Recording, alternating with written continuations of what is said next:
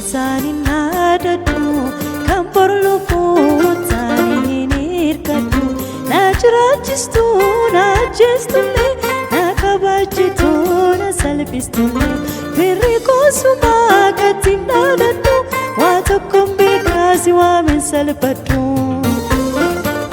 waa tokkoon beekaa si waamin salphadhu waa tokkoon beekaa si waamin salphadhu waa tokkoon beekaa si waamin salphadhu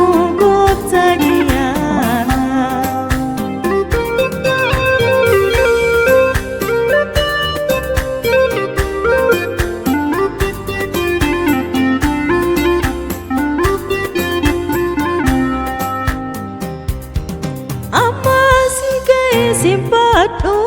koba ketitu jiratu atinan injetu akanama wakni kiyadu kanjalanuma kurmuti nabati nande mata siti adu dapti nadakabda firak abadi fi isanin nadatu kamborlu futani nirkatu najrajistu najestuni kabaachitu na salphistullee firri koosumaa kattiin dhaadadhu waa tokkoon beekaa si waamin salphadhu waa tokkoon beekaa si waamin salphadhu waa tokkoon beekaa si waamin salphadhu waa tokkoon beekaa si waamin salphadhu gooftaa kiyyaa.